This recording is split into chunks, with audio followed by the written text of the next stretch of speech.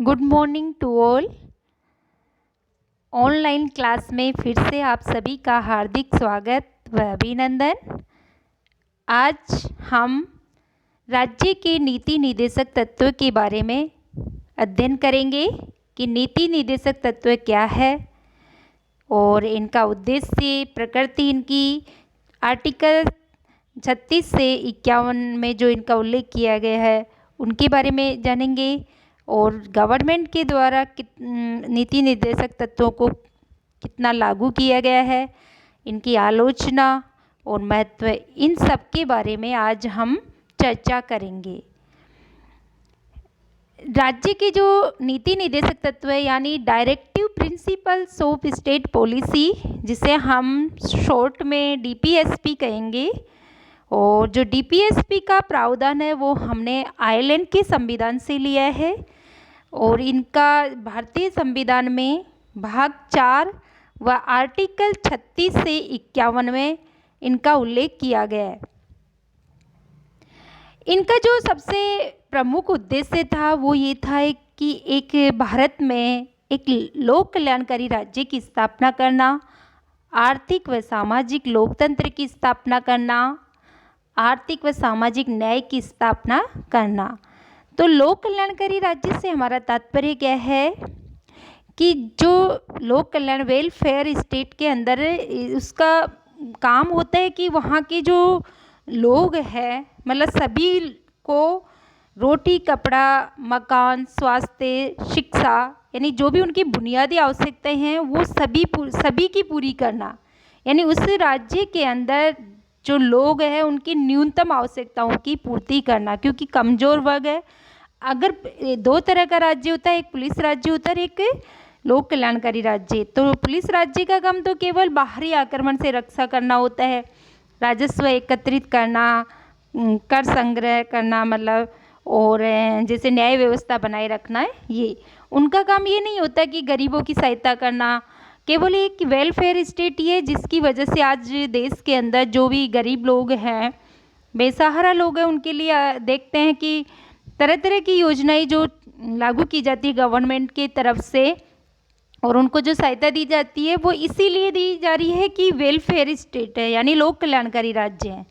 और सामाजिक न्याय का मतलब होता है कि समाज में जाति, धर्म, लिंग, जन्म स्थान और मूल निवासी, इन सब के आधार पर कोई भेदभाव नहीं होना चाहिए, सभी का मान सम्मान सुरक्षित हो और आर्थिक विषमता ना हो, और जो समाज का पिछड़ा तबका है, कमज़ोर वर्ग है, उसको ऊपर लाने के लिए राज्य कोई विशेष व्यवस्था करे। आर्थिक न्याय का भी तात्पर्य यही है कि मतलब जो सबको धन कमाने के लिए अवसर समान देना, फिर और समान कार्य के लिए समान वेतन, यानी अगर जिसमें टैलेंट होगा वो कंपटीशन सबके लिए समान होता है। ये है कि अगर जिसमें टैलेंट होता है, जो मेहनत करता है, वो उसमें उसका फ़ायदा उठाता है, और जो नहीं कर पाते, लेकिन सरकार की तरफ से सभी को अवसर समान दिए जाएंगे। अब आगे है कि नीति जो डीपीएसपी है वो उनकी प्रकृति यानी उनका नेचर। तो नीति निर्देशक तत्व वाद योग्य नहीं है, अर्थात वाद योग्य नहीं है। इसका मतलब क्या है? क्योंकि मौलिक अधिकार वाद योग्य थे और नीति निर्देशक तत्व वाद योग्य नहीं है, यानी इसका तात्पर्य, इससे तात्पर्य यह है कि इन्हें लागू कराने के लिए हम न्यायपालिका का सहारा नहीं ले सकते। जैसा कि हमारे मौलिक अधिकारों का हनन होता है तो हम सीधे सुप्रीम कोर्ट का दरवाज़ा खटखटा सकते हैं, हम हाई कोर्ट जा सकते हैं, लेकिन नीति निर्देशक तत्वों को लागू कराने के लिए आप न्यायालय का सहारा नहीं ले सकते। और इसे लागू करने के लिए कोई भी व्यक्ति मतलब न्यायालय में नहीं जा सकता, लेकिन हाँ, जब हमारे, इसीलिए इनको नैतिक कहा गया है, यानी संविधान निर्माताओं ने जब इस प्रावधान को रखा तब ये कहा गया कि ये राज्यों पर निर्भर, यानी सरकारों पर छोड़ दिया कि जब भी वे कानून बनाए, नीतियाँ लागू करे, तभी इन्हें मतलब लागू करे। जब भी नीतियाँ बनाए, कानून बनाए, तो इन नीति निर्देशक तत्वों को लागू करे, यानी सरकारों की इच्छा पर छोड़ दिया गया है। इसीलिए इनकी प्रकृति नैतिक है, अर्थात ये शासन के संचालन में के लिए मूलभूत होंगे और शासन संचालन के आदर्श है। और इस मतलब ये केवल इनका क्रियान्वयन केवल राज्य पर छोड़ दिया गया, यानी राज्य जब भी कोई भी नीतियां बनाएंगे, कानून बनाएंगे, तब इन्हें लागू करेंगे, यानी समाज की परिस्थितियों को ध्यान में रखते हुए जब इनकी ज़रूरत होगी तब कानून बना करके इन्हें लागू किया जाएगा सरकारों की ओर से। अब आगे हम देखते हैं कि आर्टिकल 36 से 51 में इनका जिक्र मिलता है, यानी उल्लेख किया गया है। तो आर्टिकल 36 में क्या है कि एक एक करके हम इनके बारे में भी जानेंगे कि कौन से आर्टिकल में क्या है। और ये अब तुम्हें मतलब ध्यान भी रखना है कि ये सारे ही आर्टिकल्स है जो इससे रिलेटेड है वो इम्पोर्टेंट है, क्योंकि कम्पिटिटिव एग्जाम में अक्सर पूछ ही लिया जाता है कि इस आर्टिकल का संबंध किससे है। तो इसलिए ध्यान रखिएगा और एक एक करके इनको याद भी करना है। तो आर्टिकल 36 में राज्य की परिभाषा दी गई है और ये कहा गया कि राज्य हूबहू वही परिभाषा है जो आर्टिकल 12 में थी, यानी राज्य के अंतर क्या क्या क्या आता है, केंद्र सरकार, संसद, राज्य सरकार और विधानसभा और स्थानीय निकाय यानी नगर निकाय, पंचायत निकाय और केंद्र और राज्य सरकारों के अधीन जो भी बोर्ड है, मतलब जो भी निकाय है वो इसमें शामिल होंगे। फिर आर्टिकल इसीलिए कभी भी मतलब 12 में भी उल्लेख का राज्य की परिभाषा मतलब 12 में भी दी है और आर्टिकल 36 में भी। आर्टिकल 37 में यह प्रावधान रखा है कि जो नीति निर्देशक तत्व है वो न्यायालय द्वारा प्रवर्तनीय न होने पर भी देश के शासन में मूलभूत है और विधि बनाने में इन तत्वों को लागू करना राज्य का दायित्व होगा। जैसा कि हमने पहले बात किया कि ये न्याय योग्य नहीं है, यानी इन्हें लागू कराने के लिए हम न्यायपालिका की शरण नहीं ले सकते, केवल कानून बनाने में इन तत्वों को लागू करना, यानी कानून बनाते समय, नीतियाँ बनाते समय राज्य इन्हें लागू करेगा, परिस्थिति मतलब इनकी आवश्यकता को ध्यान में रखते हुए। फिर आर्टिकल 38 में यह व्यवस्था की गई है कि राज्य लोक कल्याण की उन्नति के लिए सामाजिक व्यवस्था बनाएगा। कई बार ये पूछ लिया जाता है कि लोक कल्याणकारी राज्य की व्यवस्था की जो बात है वो कौन से आर्टिकल में की गई है, तो ये है आर्टिकल 38। आर्टिकल 39 में मतलब 6 प्रकार की व्यवस्थाओं का उल्लेख किया है कि समान रूप से मतलब नर और नारिका के लिए जो नागरिक है, मतलब नारी के लिए जीविका के पर्याप्त साधन प्राप्त करने का अधिकार हो दोनों को समान रूप से, और जो संपत्ति के जो साधन है सार्वजनिक संपत्ति के उनका स्वामित्व मतलब सार्वजनिक रूप से हो, सामूहिक हो, और आर्थिक व्यवस्था का संचालन इस प्रकार हो कि धन और उत्पादन साधनों का मतलब सर्वसाधारण के लिए अहितकारी मतलब इनका संकेंद्रण ना हो, स्त्री पुरुष के लिए समान कार्य के लिए समान वेतन की व्यवस्था हो, और श्रमिक पुरुषों और स्त्रियों का स्वास्थ्य, शक्ति, बालकों की सुकुमार अवस्था का दुरुपयोग नहीं होना चाहिए, बालकों को स्वतंत्र और गरिमामय वातावरण में स्वस्थ विकास के अवसर सुविधाएं दी जाए। आर्टिकल 39 का इसमें समान न्याय और निःशुल्क विधिक सहायता का प्रावधान किया गया है। और आर्टिकल जो 40 है उसमें ग्राम पंचायतों की संगठन की बात की गई है कि ग्राम पंचायतों की व्यवस्था की जाए। आर्टिकल 41 में कुछ दशाओं में काम, शिक्षा और लोक सहायता पाने का अधिकार इसका जिक्र है। आर्टिकल 42 में काम की न्याय संगत और मानवोचित दशाओं तथा प्रसूति सहायता पाने का अधिकार है, यानी महिलाओं को, और जैसे मैटरनिटी और पैटर्निटी जो लीव दी जाती है।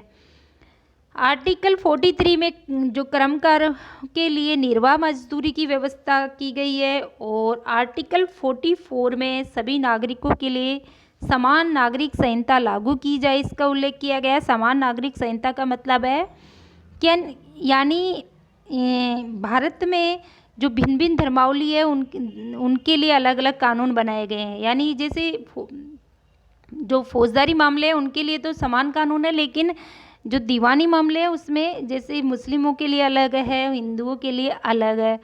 तो समान नागरिक संहिता में इस बात ये कहा जाता है कि सभी के लिए समान कानून होना चाहिए।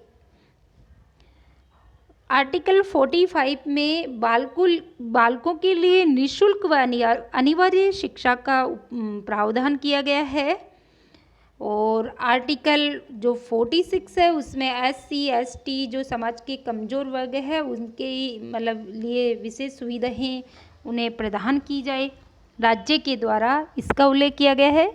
और आर्टिकल 47 में पोषण स्तर, जीवन स्तर, लोक स्वास्थ्य के सुधार हेतु राज्य का कर्तव्य, यानी राज्य अपने लोगों के पोषण स्तर, उनके स्वास्थ्य स्तर को ऊंचा करने के लिए कुछ व्यवस्था कर सकता है। यहाँ तक कि जैसे मादक पदार्थ है, पेय पदार्थ जो मादक, उन पर रोक लगा सकता है। आर्टिकल 48 में कृषि और पशुपालन का संगठन दिया है कि राज्य कृषि और पशुपालन को आधुनिक और वैज्ञानिक प्रणालियों से संगठित करने का प्रयास करेगा। यहाँ तक कि गाय और जो बछड़े हैं वो अन्य दुधारू जो पशु है उनकी नस्लों के परीक्षण और सुधार के लिए और उन्हें मतलब उनके वध का प्रतिषेध करने के लिए भी कदम उठा सकता है। आर्टिकल 48 इसमें पर्यावरण का संरक्षण, संवर्धन और वन्य जीवों की रक्षा का प्रावधान रखा गया है। आर्टिकल 49 में राष्ट्रीय महत्व की जो स्मारक है, स्थान है, वस्तु है, उनके संरक्षण की बात की गई है।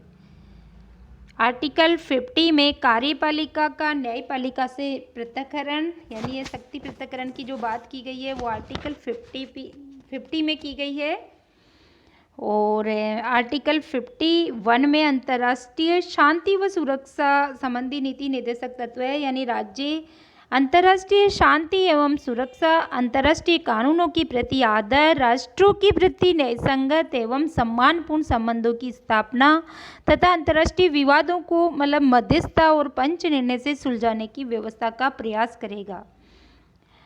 अब हम ये जानेंगे कि कौन कौन से आर्टिकल्स है जो बाद में मतलब संविधान के कार्यान्वयन के पश्चात जोड़े गए हैं। जैसे 42वें अमेंडमेंट 1976 द्वारा जोड़े गए नीति निर्देशक तत्व हैं 39 यानी बच्चों को स्वतंत्र गरिमामय वातावरण में स्वस्थ विकास के लिए अवसर और सुविधाएं दी जाए।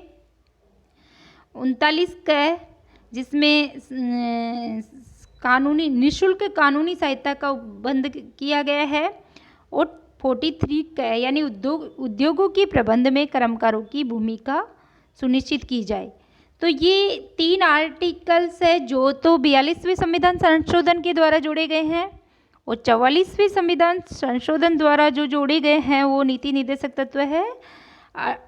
38 क्लोज 2 यानी राज्य विशिष्टतया आय की जो असमानता है उन्हें कम करने और व्यक्तियों के बीच में तथा व्यक्तियों के बीच जो भी विभिन्न क्षेत्रों में रहने वाले और विभिन्न व्यवसाय में लगे हुए समूह के बीच प्रतिष्ठा, सुविधाओं और अवसरों की असमानता समाप्त करने का प्रयास करेगा। और आर्टिकल इसके द्वारा जो 86वें संविधान संशोधन अधिनियम 2002 के द्वारा 45 में संशोधन किया गया है, जिसके अनुसार राज्य 6 साल की आयु के सभी बालकों को पूर्व बाल्यकाल की देखरेख और शिक्षा के अवसर देने के लिए उपबंध करेगा। तो इस तरह मतलब आगे हम अब ये जानेंगे कि जो कितने कौन कौन से जो नीति निर्देशक तत्व है जिन्हें राज्य के द्वारा लागू किया गया है। और ये पहले संविधान में संशोधन के द्वारा निर्देशक तत्वों को प्रभावी रूप में लागू करने का प्रयास किया गया सरकार के द्वारा 1951 में। तो संविधान में 15(4) जोड़ा गया और इसके द्वारा जो 46 है उसको लागू करने का प्रयास किया, यानी जो SC/ST के लिए आरक्षण की व्यवस्था की गई। फिर 25वें अमेंडमेंट 1971 के द्वारा मतलब 31C जोड़कर यह प्रावधान किया गया था कि 39B व C से संबंधित प्रावधान लागू करने के लिए मूल अधिकारों में वर्णित अनुच्छेद आर्टिकल 14, 19 और 31 का उल्लंघन किया जा सकता है। अतः अनुच्छेद 39B और C के बारे में अत्यधिक प्रगति हुई उस समय। साथ ही भारत जैसे कृषि प्रधान देश में जहां मुख्य संपदा कृषि योग्य भूमि है, इसलिए जमीन संबंधी सुधार लगातार लगभग पूरे देश में लागू किया जा चुका है।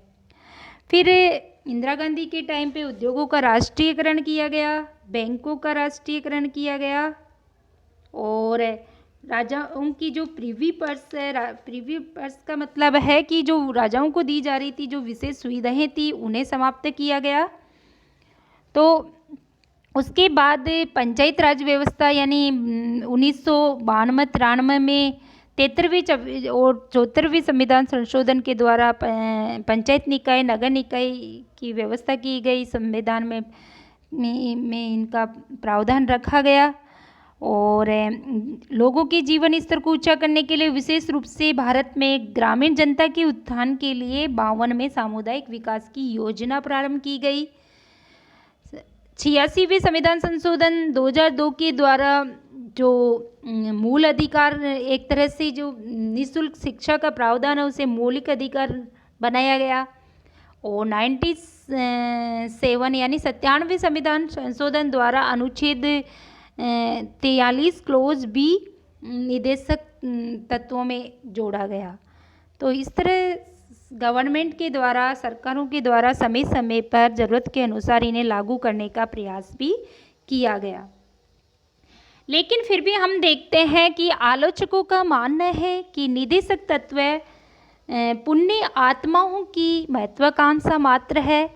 वो कहते हैं कि ये एक नैतिक प्रवचन मात्र है क्योंकि इन्हें लागू कराने के लिए न्यायालय का सहारा नहीं लिया जा सकता है और यह भावनाओं का कूड़ेदान मात्र है। यहाँ तक कि जो KT साहब थे उन्होंने एक कहा कि यह एक ऐसा चेक है जिसका भुगतान बैंक की इच्छा पर निर्भर है। कई बार पूछ लिया जाता है ये कथन किसका था, तो उन्होंने कहा कि KT साहब ने कि यह एक ऐसा चेक है, नीति निर्देशक तत्वों के बारे में ही कहा है। कई बार ये भी पूछ लिया जाता है ये किसके लिए कहा गया है कि यह एक ऐसा चेक है जिसका भुगतान बैंक की इच्छा पर निर्भर है। तो एक तरह से ये वाद योग्य नहीं होने की वजह से इनकी आलोचना की जाती है, लेकिन लगातार आलोचकों ने निर्देशक तत्वों की आलोचना इस आधार पर की, लेकिन फिर भी अंबेडकर जी ने इस आलोचना का जवाब देते हुए कहा कि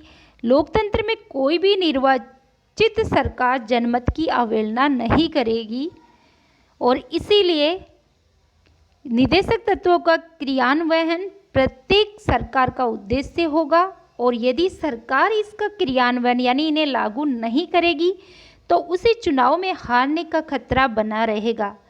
इसलिए ये नहीं कह सकते कि इनका महत्व नहीं है और ये केवल एक नैतिक परिवर्तन मात्र है, क्योंकि हर 5 साल में जो भी मतलब गवर्नमेंट होगी, सरकार होगी, उन्हें जनता से टकराना होगा और वो उसमें सफल तभी होंगे जब अगर वो इन्हें प्रभावी रूप से लागू करेंगे। तो आई होप कि यह तुम्हें समझ में आया होगा। Thank you so much.